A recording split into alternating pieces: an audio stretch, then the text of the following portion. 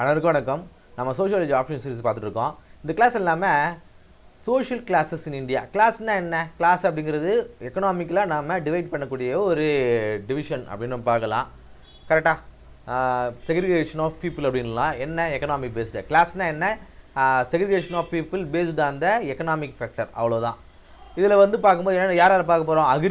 Agrarian class structure, அதாவது விவசாயம் சார்ந்து எப்படி கிளாஸ் ஸ்ட்ரக்சர், அதன் பிறகு இண்டஸ்ட்ரி சார்ந்து எப்படி class structure and middle classes in India. So இதுதான் நம்ம இந்த கிளாஸில் பார்க்க போகிறோம். 3 கிளாஸ் பற்றி பார்க்க போகிறோம். Agrarian class structure in rural India. Land ownership is the main basis of class. யார் அதிகமாக வந்து கிராமங்களில் நிலம் அதிகமாக வச்சுக்கிறானோ அதை பேஸ் பண்ணி தான் அவனுடைய கிளாஸ் ஸ்ட்ரக்சர் இருக்கும். கிளாஸஸ் என்னென்ன கிளாஸஸ் இருக்கும் ரூரல் இந்தியாவில்? அக்ரேரியன் கிளாஸ் ஸ்ட்ரக்சரில் லேண்ட்லார்ட்ஸ் இருப்பாங்க. கண்ட்ரோல் த லார்ஜ் எஸ்டேட், பெரிய இடங்கள் அவங்க தான் இருக்கும். ரிச் பீசன்ஸ் அண்டு குலக்ஸ், அதாவது அதாவது பெரிய இவ்வளோ லேண்ட் இருக்குது, அதை விட கொஞ்சமாக ஒரு லேண்ட் இருக்குது, அதை ரிச் பீசன்ஸ்னு சொல்லுவாங்க. Small peasants own little land, partly self sufficient and partly depend, அதை விட கொஞ்சம் நிலம் இருக்கும், அவங்கள ஸ்மால் பீசன்ஸ் சொல்லுவாங்க. லேண்ட்லெஸ் லேபர்ஸ்ன்னு சொல்லுவாங்க. அவங்க என்ன பண்ணுவாங்க? அவங்கள்ட்ட லேண்டே இருக்காது,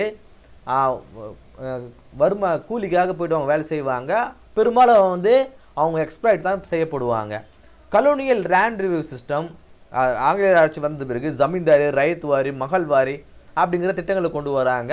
இது என்னாச்சு? இன்னும் ஷார்ப்பான ஒரு இன்இக்வாலிட்டிஸை இன்னும் அது இன்க்ரீஸ் ஆக ஆரம்பிச்சு. இதெல்லாம் வந்து ஆங்கிலேயர் வருவதுக்கு முன்னாடி, வந்ததுக்கு பிறகு இந்த 3 விஷயங்களை கொண்டு வராங்க. அது இன்னுமே வந்து இதை விட அதிகப்படியான ஒரு இன்இக்வாலிட்டியை கிரியேட் ஆயிடுச்சு அப்படின்றாங்க. இன்னுமே நம்ம பார்க்குறோம் even today caste overlaps with class villages in India. பாருங்கள், இப்போ லேண்ட்லார்டாக இருக்கிறது முன்னாடி வந்து யார் லேண்ட் அதிகமாக வச்சுக்கிறானோ அவன் தான் பெரிய ஆள் அப்படிங்கிற மாதிரி இருந்தது. இப்போது வந்து இந்த கண்டெம்பரரி இந்தியாவில் இன்னுமே என்ன ஆகுது அப்படின்னா, இந்த கேஸ்ட் ஆனது கிளாஸோட வந்து அஃபெக்ட் ஆகுது. பாருங்கள், நம்ம முன்னாடியே பார்த்துருப்போம். ஒரு டாமினன்ட் கேஸ்ட் அப்படிங்கிறது எதை பேஸ் பண்ணி வரும்? அவர்கிட்ட லேண்ட் அதிகமாக இருக்கணும், பவர் இருக்கணும், அதே போல் நியூமெரிக்கல் ஸ்ட்ரென்த் அதிகமாக இருக்கணும். ஸோ அதுதான் வந்து சொல்லுவோம் இல்லையா? ஸோ அதோட கேஸ்ட் வந்து ஒரு அசோசியேட்டடாக ஆகிடுச்சு அப்படின்றாங்க. அடுத்ததான் industrial class structure emerge with colonial industrialisation and expanded post independence. அதாவது ஏன்னா கலோனியல் இண்டஸ்ட்ரியலைசேஷன் அப்படின்னு நீங்கள் பார்த்துருப்பீங்க. ஆங்கிலேயர்கள் வந்து இந்தியாவில் ஆட்சி புரியும் போது தான் அதிகப்படியான இண்டஸ்ட்ரீஸ் வந்து உருவாக்கியிருப்பாங்க. இந்த கல்கத்தாவில் ஃபஸ்ட்டு பேப்பர் இண்டஸ்ட்ரி அவங்க தான் உருவாக்கியிருப்பாங்க. நிறைய பார்த்துருப்போம், நிறைய இண்டஸ்ட்ரி அவங்க தான். ஒரு காரணம் என்ன? அங்கே 19th செஞ்சுரியில் ஏற்பட்ட அந்த இண்டஸ்ட்ரியல் ரெவல்யூஷன் தான் அது காரணமாக இருக்கும்.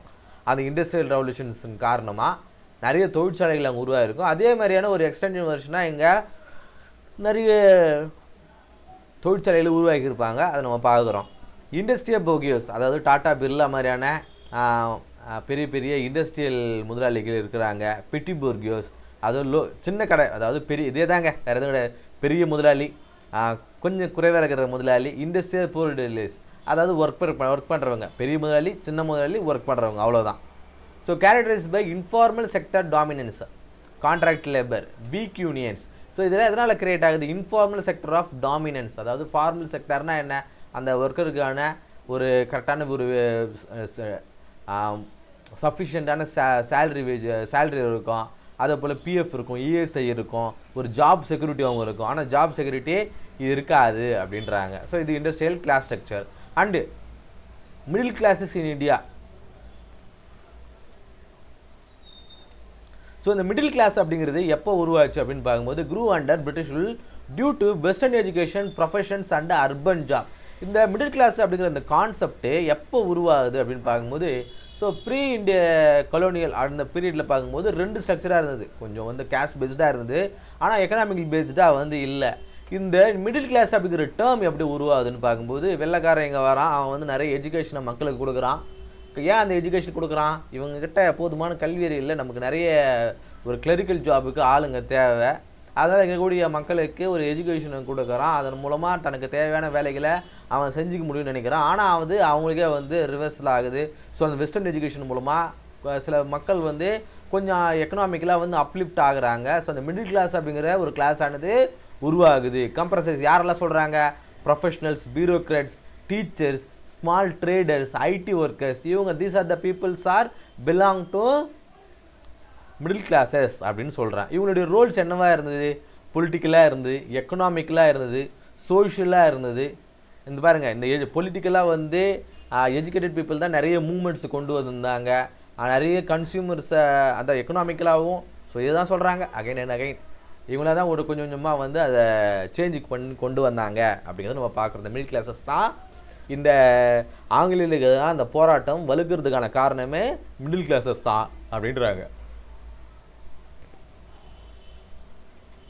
சரி, இப்போ ஒரு ப்ராக்டிஸ் கொஷினுங்க, 2 கொஷின் கொடுத்துருக்கேன். Explain the main features of agrarian class structure India. Agrarian class ஸ்ட்ரக்சருடைய what are the main features, இது எழுதுங்க. And features discuss the emergence and role of middle classes in India socio economic transformation. அதாவது middle கிளாஸுடைய emergence and role of Indian socio economic, இந்தியாவுடைய இந்த சமூக பொருளாதார மாற்றத்துக்கு மிடில் கிளாஸஸுடைய ரோல் என்ன, அவங்க எப்படி வந்து எமர்ஜ் ஆனாங்க அப்படிங்கிறது எழுதுங்க. மேலே பார்த்தே தான். ஸோ அவங்க வந்து பொலிட்டிக்கலாக வந்து எப்படி ஒரு நேஷ்னலிஸ்டிக் மூமெண்ட்டை, சுதந்திர போராட்டத்தை எப்படி அவங்க கொண்டு வந்தாங்க. காரணம் என்ன, டீச்சர்ஸ்னால ஒரு நல்ல எஜுகேட்டடாக இருந்தாங்க, ஒரு ப்ரோஆக்டிங் திங்கிங் அவங்களுக்கு இருந்து. எக்கனாமிக்கலாக கொண்டு வரும்போது இந்தியன் குட்ஸை வந்து எப்படி வந்து அவங்க மக்களை வந்து எப்படி எக்ஸ்ப்ளாய்ட் பண்ணுறாங்க அப்படிங்கிறது அவங்களால தெரிஞ்சிக்க முடியுது. சோஷியலாக சில ரீஃபார்ம் மூமெண்ட்ஸை கொண்டு வராங்க. ஒரு modern values, democracy, republic, liberty, equality அப்படிங்கிற டேர்ம்ஸை இவங்க தான் வந்து மக்கள்கிட்ட கொண்டு போகிறாங்க.